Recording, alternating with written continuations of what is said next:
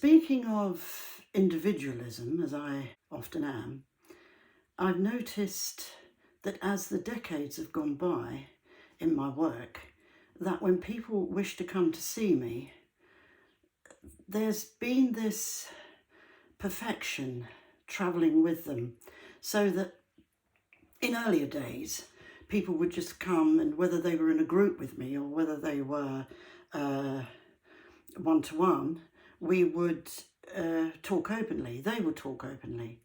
We would talk about anything that was troubling them, etc. But I've noticed that this ability to be vulnerable and to be upfront and realistic about what is troubling you has been falling away gradually. There's a kind of a pride now with individuals that they don't wish always to talk about the things that they could do with talking about, discussing openly. I'm not perfect, so there's no need to think that they're coming to see somebody who's worked out and perfect. I learn as much from people as they learn from me. That's the way it's always been. But I'll give you an example of what it's like to be in my shoes. It's like, okay, you've got headaches and you want to go to the doctor to sort the headaches out. So you contact the doctor says, yep, okay, fine, come along. And you say, I'll come when I've sorted the headaches out. Okay, another example.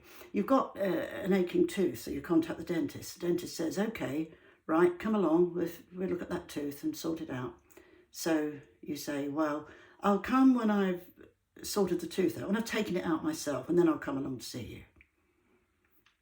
Yeah, right, well, you've got a rattle in your car when you're driving it. You ring the garage. Yeah, bring the car round. We'll have a look. We'll sort it out for you. I'll come and bring the car round when I've sorted out the rattle. That's what people have become like. Not everyone, of course, but there's a vast majority who can be like that. They explain their problem. They might have anxiety. They might have trouble at work, trouble at home. I don't know, all sorts of things going on in their lives, things they want to have more confidence, all sorts of things, any number of things. And they either ask me to do a Gypsy with them, a work session, or they want a reading, or whatever they want. If they want to come to see me, or they want to contact me and we work online or whatever, it's invariably the case that they want to sort out the rattle in their car or their tooth or their headache. So by the time they come to see me, there's fuck all to talk about.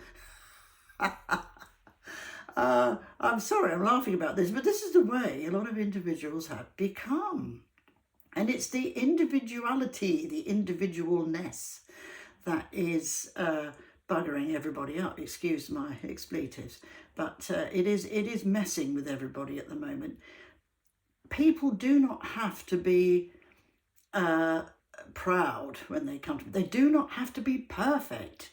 And it makes me think sometimes that what they're trying to learn from me isn't what they think they're going to learn.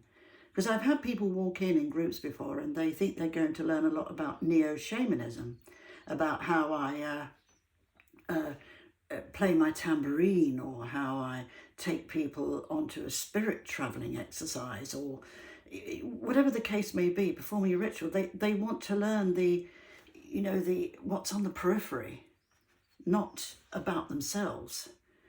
You wouldn't go to a medicine man in your own camp, if you were in an ancient camp, and say, I want to know how you lay this thing out on the ground, how you arrange your tools, what you do, and then I'll go home. You go because you've got a problem and you talk it out with him or her.